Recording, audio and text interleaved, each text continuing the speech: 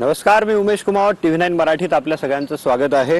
आणि आज आपण आहोत महाराष्ट्राचे विरोधी पक्षनेते अजित पवार यांच्या शासकीय निवासस्थानी देवगिरीला. आणि विविध विषयांवर चर्चा करण्यासाठी आज आपल्याबरोबर आहेत स्वतः अजित दादा. दादा, तुमचं TV9 मराठीत स्वागत आहे. नमस्ते. आणि चांगला एमबीएस चांगला आहे इथे आणि घरासारखं वातावरण आहे. पण तुमच्यावर एक आरोप लावतात काही लोक की तुम्ही दुसऱ्यांच्या घरातली भांडणं चव्हाट्यावर आणता. दुसऱ्यांच्या घरातली भांडणं म्हणजे आता जे परवा जे घडलं त्याच्यामुळं वास्तविक नाही. मी जे वस्तुस्थिती असते ते सांगत असतो. वस्तुस्थिती सांगितल्यानंतर त्याच्यामध्ये कोणाची भांडणं चव्हाट्यावर आणणं असा अर्थ कसं काय काढला जातो. मला कोणी प्रश्न विचारला आणि मला त्याच्याबद्दलची माहिती असेल तर मी सांगतो की बाबा असं असे वस्तुस्थिती आहे. त्याच्यात कुणाची तरी भांडणं चव्हाट्यावर येण्याकरता आम्ही सामाजिक राजकीय क्षेत्रात काम करत नाही. आता आमचे राजकीय विरोधक जर त्या अँगलनी बघत असतील तर मला काही म्हणायचं नाही. तर आता तांबेंचं जे प्रकरण झालं ते सुरुवातीला जर बघितलं तर सुरुवातीपासून तुम्ही असं म्हटलं की तुम्हाला काहीतरी गडबडीची आशंका होती, तिथे काही शंका होती अशी, आणि थोरातांनाही तुम्ही त्याविषयी फोन केला होता की तिथे काही गडबड होऊ शकते. कुमारजी, मी सांगू का, आता तो चॅप्टर जवळपास संपलेला आहे आणि त्याच्याबद्दल खूप काही सगळीकडे चर्चा वगैरे झाली. सुदैवाने ते निवडून देखील आलेले आहेत, त्यांना यश पण मिळालेलं आहे. त्यांनी त्यांची भूमिका व्यक्त केलेली आहे, बाळासाहेबांनी त्यांची भूमिका व्यक्त केलेली आहे. मी आज एका राजकीय पक्षाचा कार्यकर्ता आहे, मी राज्याचा विरोधी पक्ष नेता आहे. त्याच्यामुळे ज्या गोष्टी झाल्यात त्याला पुन्हा पुन्हा चर्चेमधनं मग माझ्याकडनं काहीतरी मी स्टेटमेंट करणार, पुन्हा त्याच्यावर आरेला कार्य होणार. मला असं वाटतं की आता त्याच्यात फार त्या गोष्टीला दादा खूप पुढे गेलं ना. आता त्यात बाळासाहेब थोरातांचा राजीनामा झाला. हो, पण तो राजीनामा माझा काय संबंध त्याच्याशी? तो त्यांचा पार्टी अंतर्गत प्रश्न आहे. बाळासाहेब एक सिनियर नेते आहेत, आम्हाला सिनियर आहेत. आम्ही 90ला आलो म्हणजे आमदार म्हणून. बाळासाहेब 85ला आमदार झाले आणि त्याच्यामुळं अनेक वर्ष ते पक्षाचं काम करतात. त्यांचं घराणं काँग्रेसच्या विचाराचं आहे. कित्येक पिढ्या त्यांचं काम तसं पद्धतीनं चाललेलं आहे. मी काल पण त्यांना शुभेच्छा दिलेल्या होत्या आणि तो त्यांचा पार्टी अंतर्गत त्यांचे वरिष्ठ त्यांना बोलवतील, त्यांच्याशी चर्चा करतील आणि काय त्याच्यातनं मार्ग. त्यांना असं सारखं वाटतं की तुम्ही त्यांच्या संपर्कात सलग का आहात, म्हणजे काय कुणाच्या तांबे असतील, बाळासाहेबांना माझा आज जसं आमच्या विद्याताई चव्हाणांचा वाढदिवस, माझी पद्धत आहे, माझा प्रोग्राम असतो, त्याच्यात त्या दिवशी जे MLA जे MLC कुठल्याही पक्षाचे असले तरी त्यांचा वाढदिवस खाली लिहायचा आणि मी सकाळी फोन म्हणजे कामाला सुरुवात केली की त्यांना फोन लावून द्यायचा. तशा पद्धतीनं बाळासाहेब आणि आम्ही अनेक वर्ष एकत्र काम केलंय, मंत्रिमंडळात एकत्र काम केलंय आणि त्यामुळं मी त्यांना एक शुभेच्छा, आपली माणुसकी, आपली महाराष्ट्राची परंपरा म्हणून फोन केला होता. फोन करताना सकाळच्या बातम्या वाचलेल्या होत्या इलेक्ट्रॉनिक प्रिंट मीडियाच्या, की पाहिल्या होत्या आणि वाचल्याही होत्या किंवा काय झालंय. तर मी विचारलं की हा तुमचा अंतर्गत प्रश्न आहे, आज वाढदिवसाच्या निमित्तानं मला तुम्हाला जास्त हे करायचं नाही. पण ते म्हणले मी राजीनामा दिलाय. मी एवढंच ऐकलं आणि मला नंतर मीडियाने विचारलं, दुपारी फॉर्म भरायला गेलो तर मी म्हणलो सकाळी शुभेच्छा देताना, आता हे जर शुभेच्छा देताना तेवढं त्यांनी सांगितलं तर मी सांगणारच ना, मी कशाला लपवालप. त्याचे संकेत असे गेले की प्रदेशाध्यक्ष असूनही नाना पटोलेंना त्या ज्या राजीनाम्याविषयी माहिती नाही, दादांकडून त्याची पुष्टी होते. नाही, पण मला मी तुम्हाला स्पष्ट सांगितलं, अजित पवारनी स्वतः सकाळी त्यांना शुभेच्छा देण्याच्या करता, हॅपी बर्थडे करण्याच्या करता फोन केलेला होता. त्यावेळेस विचारलं, त्यावेळेस ते म्हणले हो मी माझा राजीनामा पाठवलेला आहे. आणि मग मला तेवढं कळल्यानंतर तुमच्यासारख्या काही मान्यवरांनी किंवा इतर सहकार्यांनी विचारलं किंवा काय झालं तर मी त्यांना सांगणं माझं कर्तव्य आहे की हो बाबा, आज मी त्यांना शुभेच्छा देण्याच्या करता फोन केला होता आणि त्यांनी सांगितलं मी राजीनामा दिलेला आहे. तुम्ही ज्या दिवशी पत्रकार परिषद होती त्या दिवशी तुम्ही सत्यजित तांबेंना सांगितलं होतं की विचार करून निर्णय घ्या असं. हो, मग मी आता त्याच्यासारख्याच तरुण वयामध्ये राजकारणात आलो. मी वयाच्या 30व्या वर्षी खासदार झालो. त्यावेळेस नवीन जनरेशन पुढे आली पाहिजे, ती कुठल्याही पक्षाची असू द्या. मला एक वडिलकीच्या नात्याने मी त्याला सल्ला दिला की फार विचारपूर्वक निर्णय घ्या. ह्याच्यात चुकलं काय? तुम्ही तुमच्याच जवळच्यांना सांगितलं पाहिजे असं नाही. आम्ही सामाजिक क्षेत्रात काम करतोय. उद्या कुठल्याही तरुणाला जो महाराष्ट्रातला असेल तो पुढे येत असेल तर आम्ही त्याला सांगणार ह्याच्यात वाईट काय सांगितलं. तू संपूर्ण विचारपूर्वक निर्णय घे, तुला उद्याचं भवितव्य आहे हे सांगितलं चांगलं झालं ना. ह्याच्यात काही बीजेपीत जाऊ नये असा तुमचा प्रयत्न होता. मी अजिबात नाही. मी त्याला असं म्हणालो की सत्यजित, तुला संधी मिळालेली आहे, त्या संधीच्या संदर्भातला विचार करत असताना पुढची पावलं विचारपूर्वक टाक. तुला उद्या उज्ज्वल भवितव्य आहे. संपला विषय. नाही बाई, हे सगळं झालं त्यामुळे मग नाना पटोले असं बोलतात ना की दादांनी ते भांडणं बाहेरच आणली. एक मिनिट, मी दादांच्या स्टेटमेंटवर काही स्टेटमेंट केलं का? आम्ही महाविकास आघाडीत आहे. महाविकास आघाडीत असताना कुणी जरी प्रमुखांच्या पैकी काही बोललं तर मी मीडियाला सांगितलंय की त्याबद्दल आम्ही जे प्रमुख ज्यावेळेस एकत्र बसू त्यावेळेस बोलू. त्यांनी काहीतरी बोलायचं मीडियापर्यंत, मग मी त्या मीडियामध्ये उत्तर द्यायचं. मला काही एवढाच धंदा नाहीये. कुणी माझ्याबद्दल बोललं आणि ते आमच्या आघाडीतलं असेल तर मी त्याच्या संदर्भामध्ये पहिल्यांदा आमच्या प्रमुखांच्या बैठकीमध्ये काय झालं, नक्की कशामुळे झालं, कारण आम्हाला ही आघाडी टिकवायची. या आघाडीमध्ये प्रॉब्लेम क्रिएट करायचे नाहीयेत. तुम्हाला आघाडी टिकवायची आहे, प्रॉब्लेम क्रिएट नाही करायचं. मग काय झालं चिंचवडमध्ये की शिवसेनेचा जो उमेदवार होता कलाटे, त्यांचं काटे एका रात्रीत कसं झालं? एक मिनिट, हा पार्टी अंतर्गत प्रश्न आहे. ह्याच्यात बाकीचे बाहेरचे लोक आम्हाला विचारू शकत नाही. आम्ही ज्यावेळेस एकत्र बसतो त्यावेळेस आम्ही आदरणीय पवार साहेबांना, आमचे प्रांताध्यक्ष जयंत पाटील साहेबांना, आमचे शिवसेनेचे नेते उद्धव ठाकरे साहेबांना आम्ही सगळी चर्चा करतो. उद्याच्याला आमच्या पुढे 11-12 नावं होती. 11-12 नावामध्ये एकच नाव फायनल होणार होतं. तुम्ही जर मीडियाने उद्या ठरवलं की ए नाव कदाचित होईल आणि आम्ही बी केलं तर तुमचे अंदाज चुकले, त्याला मला काय घेणं देणं आहे? नाही दादा, मीडियाचे अंदाज नव्हते, कुठून तरी ती एक बातमी आली. बातम्या सगळ्याच खऱ्या नसतात. बातम्या सगळ्याच खऱ्या नसतात. तो अधिकार आमचा आहे.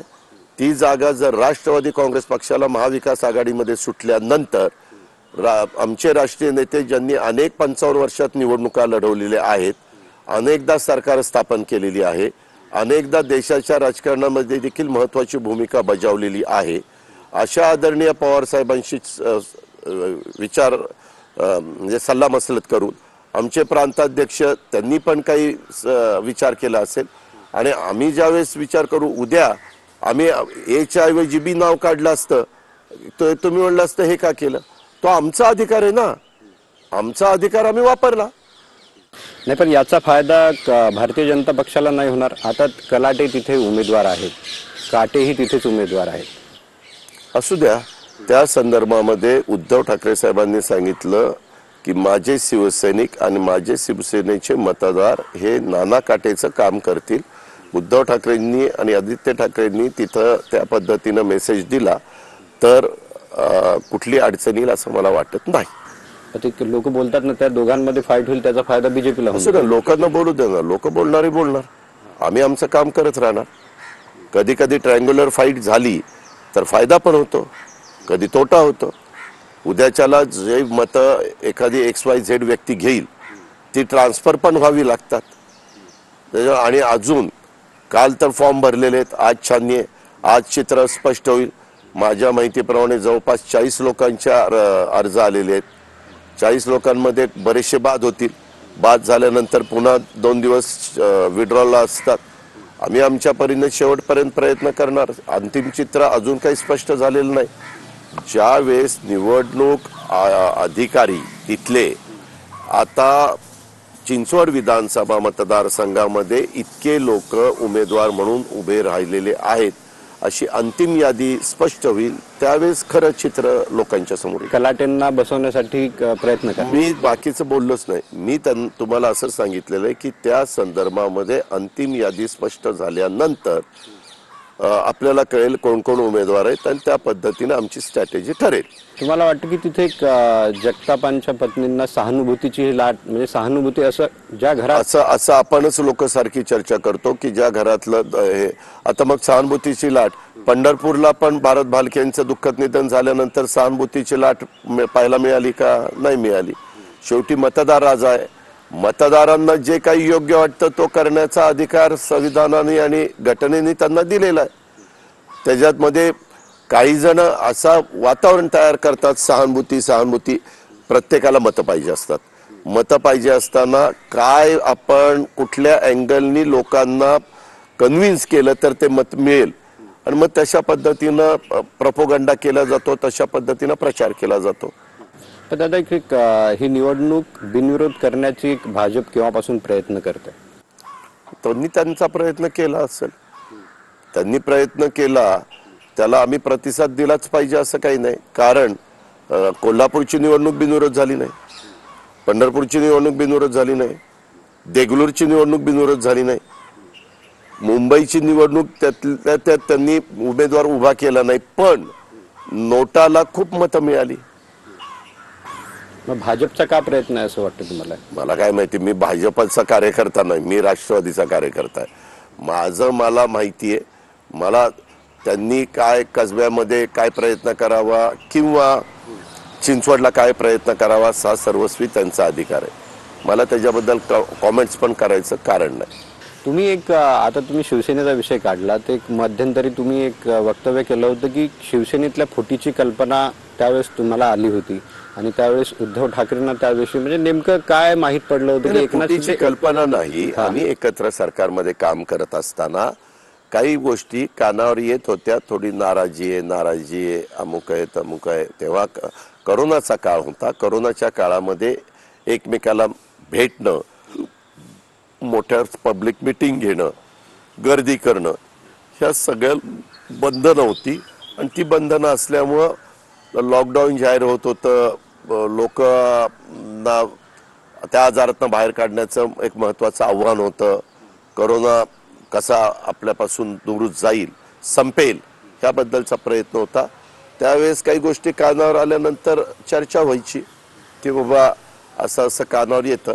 आता जर मला तुम्ही TV9चे आता प्रमुख आहात आणि TV9 मधले तुमची खालची टीम आहे, त्याच्यातला कोणतरी एखाद दुसरा काही वेगळीकडे जाण्याचा प्रयत्न करत असेल आणि आम्हाला कळलं तर आम्ही आमचे उमेशजींचे संबंध चांगले आहेत. उमेशजी बघा, तो तुमचा एक चांगला माणूस, थोडं सोडायचा विचार करतोय, सोडा विचार करतोय, तर त्या चॅनलला जाताना तुम्ही जर काही त्याला 4 गोष्टी सांगू शकला तर तुम्हाला फायदा आहे असं आमचं म्हणणं आहे. दादांना दुसऱ्या पक्षातल्या गडबडीच्या गोष्टी नेहमी करतात. एक मिनिट नाही, मला त्यावेळेस मी मंत्रिमंडळात होतो, मी राज्याचा उपमुख्यमंत्री होतो.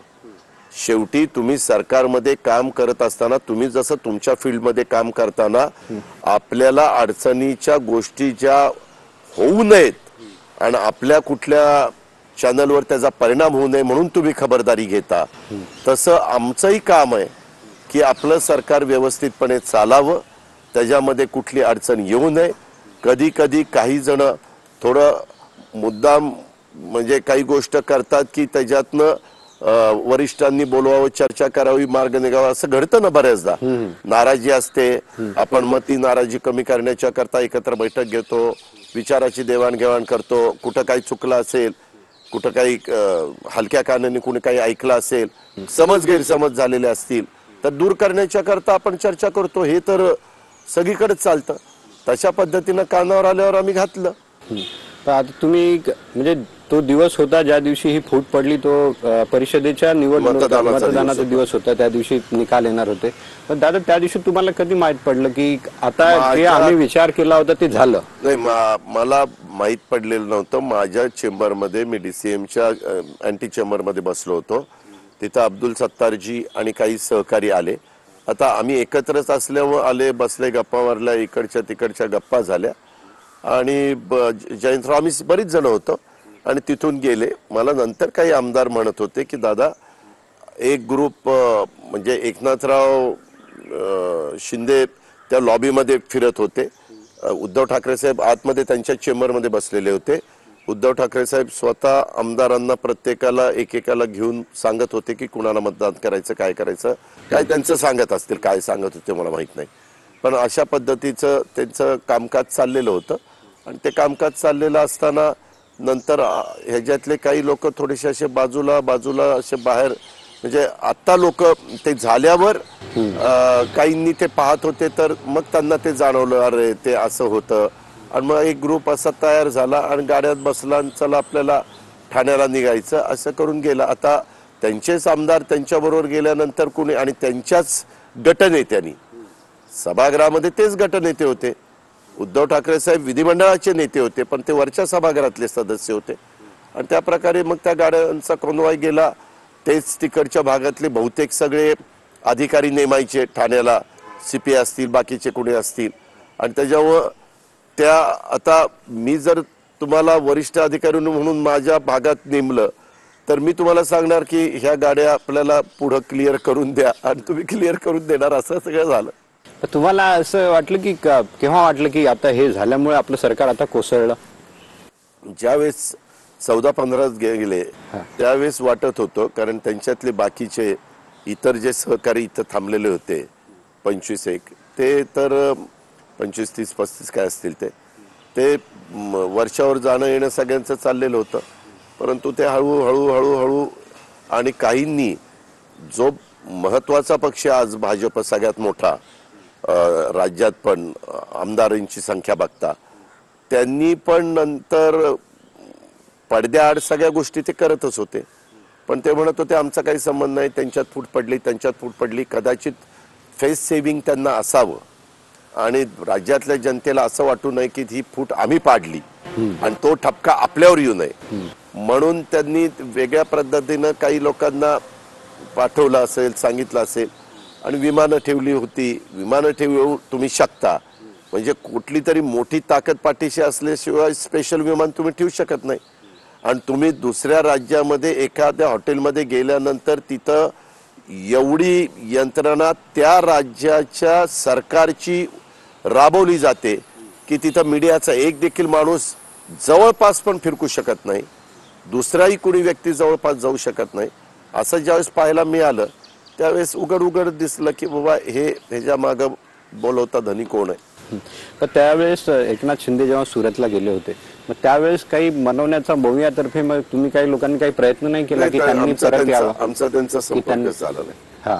कारण शेवटी ते तिथं गेल्यानंतर त्यांनी कुणाशी संपर्क ठेवावा हा सर्वस्वी त्यांचा अधिकार होता. परंतु शिवसेनेचे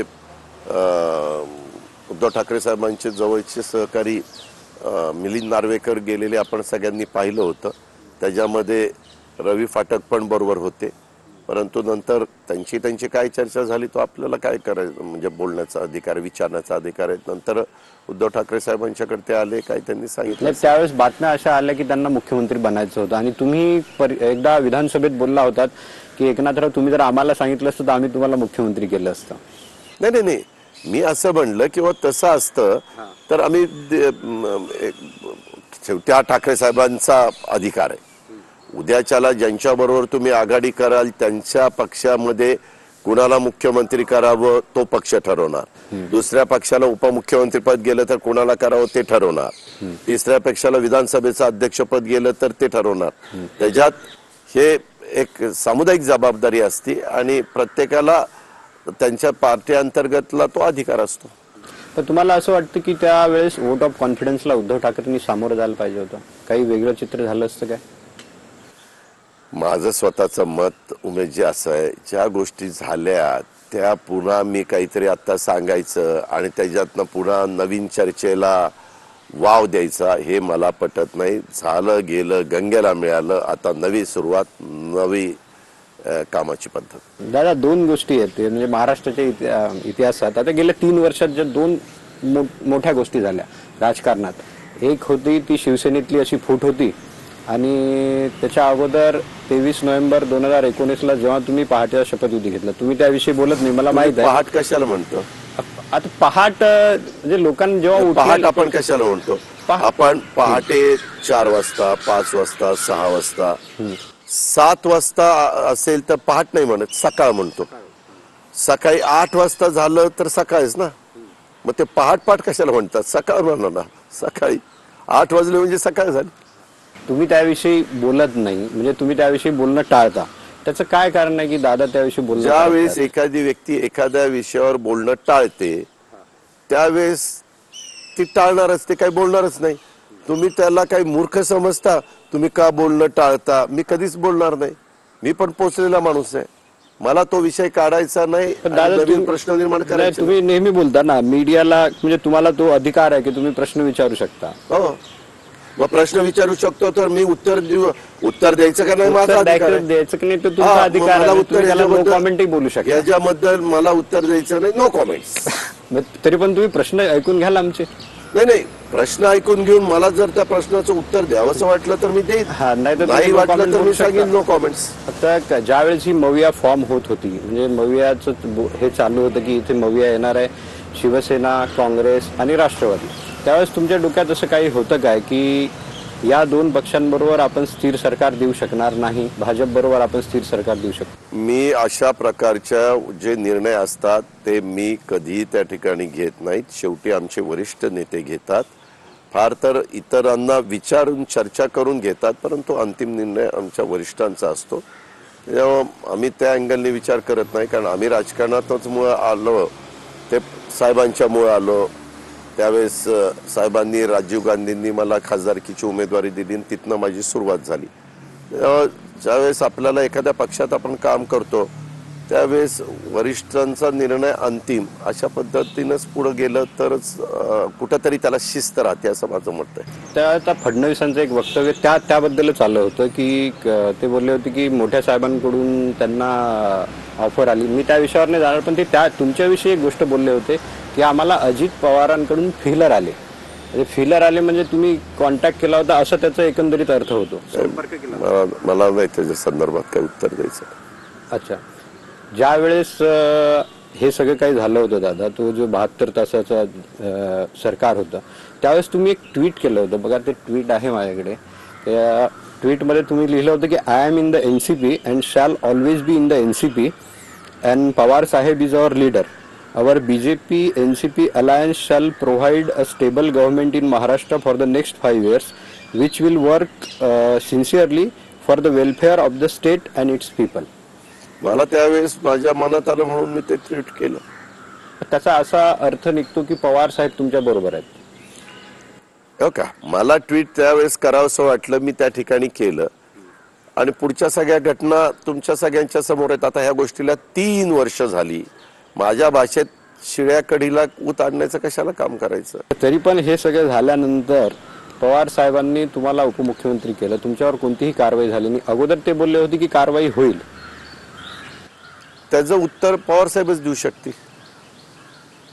त्यांच्या मनातलं उत्तर मी कसं देऊ शकतो? म्हणजे लोकांच्या मनात जे प्रश्न आहेत त्यासाठी आता दादांच्या आत्मचरित्राची वाट बघावी लागेल. मी त्याबद्दल उत्तर देऊ इच्छित नाही.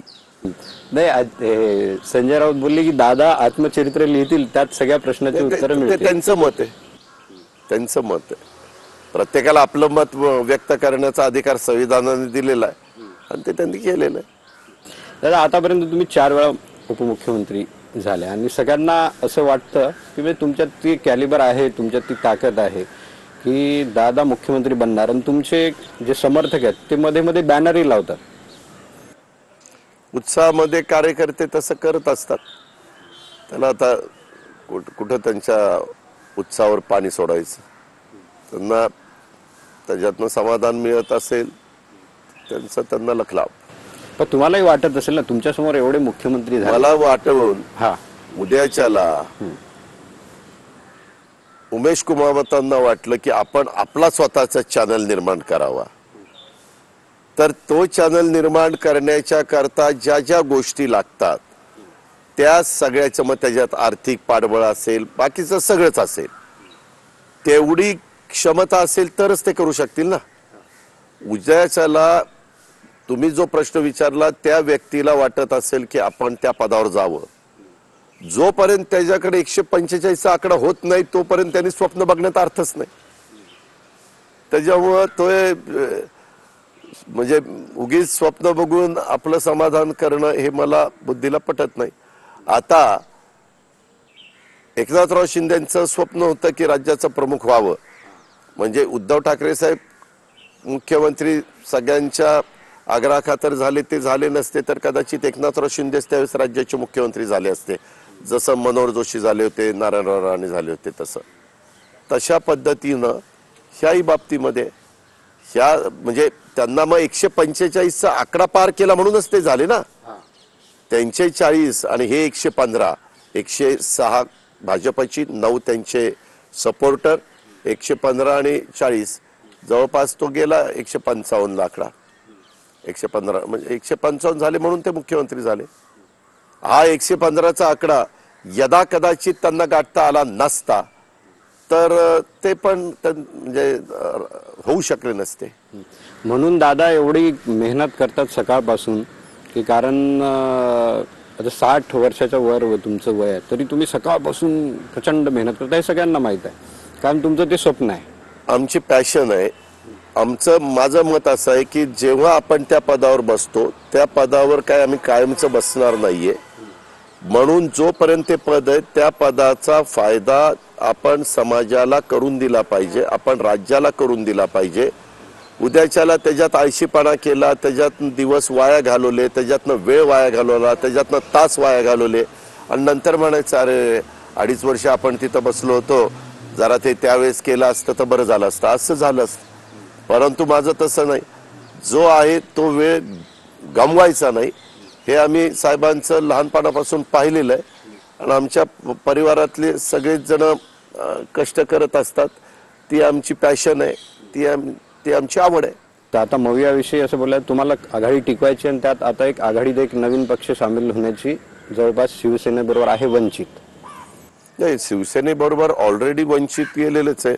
मी मागे ह्याच्याबद्दलचं उत्तर महाराष्ट्राला दिलेलं आहे की राष्ट्रवादी काँग्रेस पक्षाला कुणाला बरोबर घ्यायचं असेल तर राष्ट्रवादीच्या कोट्यातनं राष्ट्रवादीनं त्यांच्या मित्रपक्षाला सामावून घ्यावं. काँग्रेसचे काही सहकारी असतील तर त्यांनी त्याच्यात सामावून घ्यावं आणि शिवसेनेचे मित्रपक्ष असतील तर शिवसेनेला ज्या जागा असतात त्यांनी त्याच्यात सामावून घ्यावं. असं जर केलं तर ते जास्त उपयुक्त ठरेल. कारण पूर्वी आमची जी आघाडी असायची 99च्या नंतर झालेली काँग्रेस आणि राष्ट्रवादी काँग्रेसची, त्याच्यामध्ये आमचे मित्रपक्ष आम्ही ऍडजस्ट करायचो आमच्या मिळणाऱ्या जागेमध्ये आणि काँग्रेसचे ऍडजस्ट करायचे. अशा पद्धतीनं आम्ही पुढे जायचो. कधी कधी आम्ही आघाडीतूनच जागा द्यायचो. तो ज्यावेळेस आमचे वरिष्ठ त्यांचे वरिष्ठ सगळे असे एकत्र बसतील त्यावेळेस त्याचा निर्णय होईल. पण त्यांनी जे एक पवारांविषयी स्टेटमेंट केलं आता की ते भाजपच्या बरोबर आहेत, मग त्यांना जर मवियात यायचं आहे तर मग याचा मी त्याच्याबद्दल माझं उत्तर दिलं ना की आपल्याला आघाडी व्यवस्थितपणे टिकवायची असेल तर आघाडीमध्ये येऊ पाहणाऱ्यांनी किंवा आलेल्यांनी असं कुठलंही आमच्या सहित असं कुठलंही वक्तव्य करू नये जेणेकरून आघाडीच्या सहकारी मित्रांचे मन दुखावली जातील. त्यांना त्याच्या संदर्भामध्ये मग ते कुठली तरी रिॲक्शन देतील आणि त्याच्यातनं रिॲक्शन पुन्हा दुसरी रिॲक्शन असं करून वातावरण खराब होईल. असं कोणी वातावरण खराब करू नये अशा प्रकारचं आव्हान आम्ही केलं. तुम्हाला काय वाटतं, मग तुमचं काही कॅल्क्युलेशन असेल जर वंचित आली तुमच्या आघाडीत तर भारतीय जनता पक्षाच्या किती सीट कमी होऊ शकतात, काहीतरी कॅल्क्युलेशन तुम्ही केलं सांगू असेल का? हे ज्योतिषी आम्ही लोक नाही. एक आहे वंचित ज्यावेळेस उभी राहिली त्यावेळेस वंचितनं पार्लमेंटला पण लाखाच्या पुढे मतं घेतलेली, विधानसभेला पण वंचितनं काही हजार मतं घेतलेली आणि ते सगळी मतं ह्या निमित्तानं महाविकास आघाडीच्या बरोबर आली तर वंचितचा पण फायदा होईल. कारण त्यांचे पण आज प्रतिनिधी कुणीच एवढ्या सीट लढून काही लाख मतं त्यांना मिळून येत नाही. त्यांचे काही पार्लमेंटमध्ये पण प्रतिनिधी जातील, काही असेंब्लीमध्ये पण जातील. त्याच्यामुळे त्यांनी तसा विचार करावा अशी आमची विनंती आहे. करायचा नाही करायचा हा सर्वस्वी अधिकार त्यांचा आहे. जर मी थोडंसं या सरकारविषयी विचारतो. खूप दिवस झाले मंत्रिमंडळाचा इथे विस्तार नाही झाला आणि तुम्ही त्यावर खूप वेळा बोलताय की मंत्रिमंडळाचा विस्तार नाही झाला. सरकारविषयीची एक केस शिवसेनेविषयीची ती EC मध्ये आहे आणि एक SC मध्ये आहे. एक तुमचं स्टेटमेंट होतं की जो सुप्रीम कोर्टातला निर्णय असेल तो या देशावर परिणाम करणारा असेल. त्याचं कारण असं आहे की आपल्या देशात आपल्या वेगवेगळ्या राज्यांच्या मध्ये स्थिरता यावी, स्टॅबिलिटी यावी, स्थैर्य यावं म्हणून हा पक्षांतरबंदी कायदा केला. नाहीतर मग घोडेबाजार सारखाच सुरू होईल आणि तो असा वेगळ्या पद्धतीनं होईल की आपण आश्चर्यचकित होऊ अशा पद्धतीनं. म्हणजे जर काही खासदार फुटून देशाचं सरकार बदलत असेल तर देशाचं बजेट किती लाख कोटीचं असतं ते तुम्हाला माहिती आहे. तसंच आपल्या राज्याचा विचार केला तर आपण 4.5 ते 5 लाख कोटीचं आपलं बजेट. उद्याच्याला त्या पक्षाच्या चिन्हावर निवडून यायचं, सगळं काही करायचं आणि त्याच्यात पुन्हा फूट पडायची असं म्हटलं तर स्थिरता राहणार नाही. मी उमेशजी तुम्हाला सांगतो, स्थिरता राहिली नाही तर ब्युरोक्रेसी काम करताना चालढकल करायला लागते.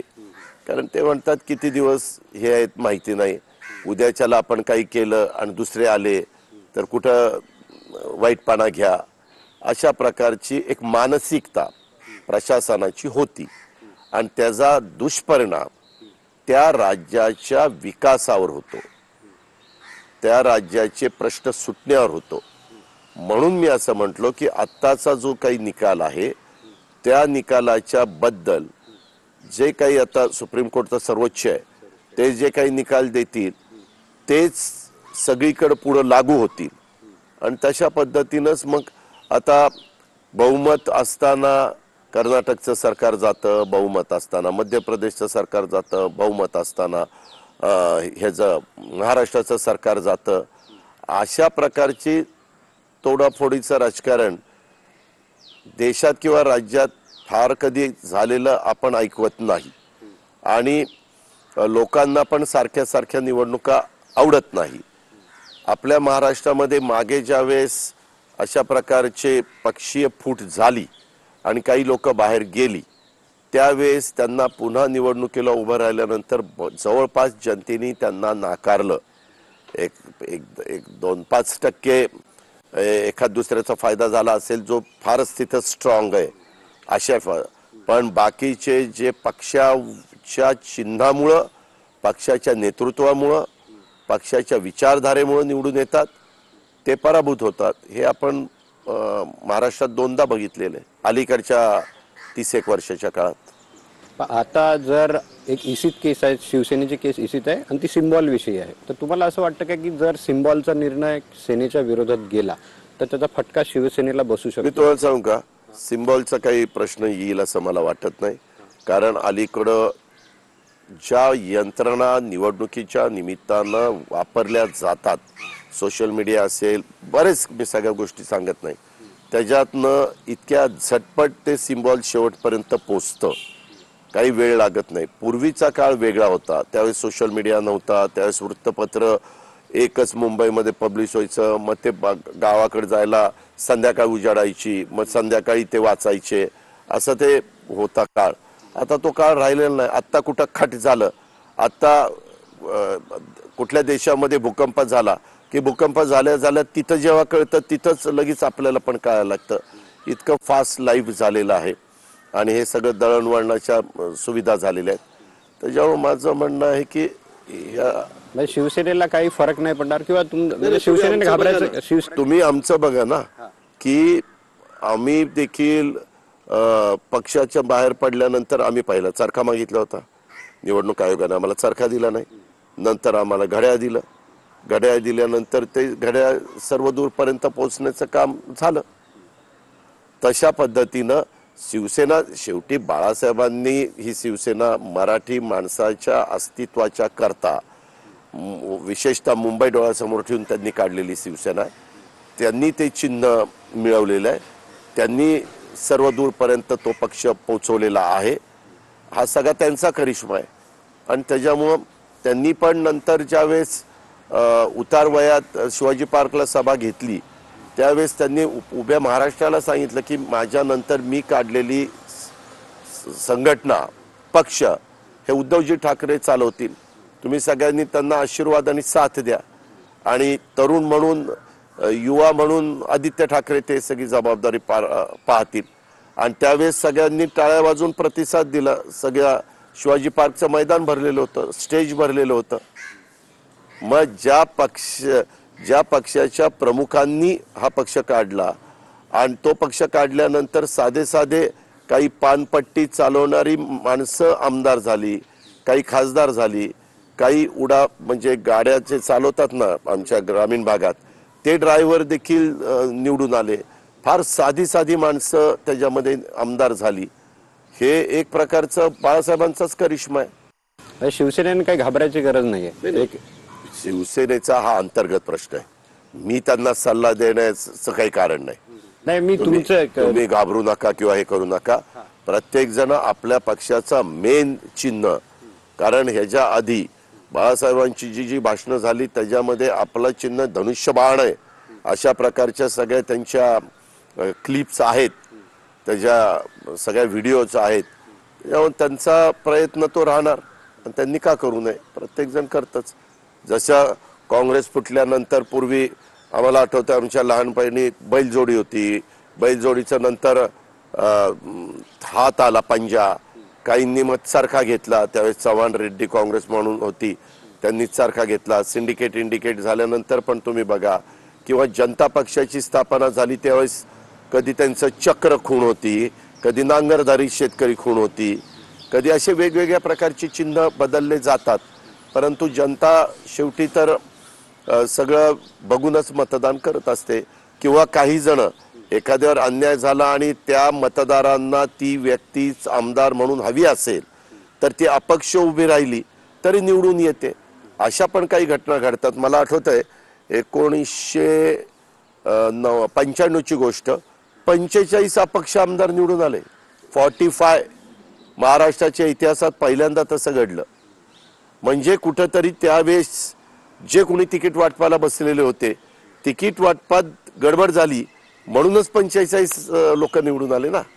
बघा, शेवटचा प्रश्न आहे माझा की आता हे सरकार तसं बघितलं तर एक एसीत केस आम्ही ते बोललो. या सरकारचं तुम्ही भवितव्य कसं बघता? म्हणजे आता पुढच्या वर्षी जर झाल्या तर पुढच्या वर्षी निवडणुका होतील.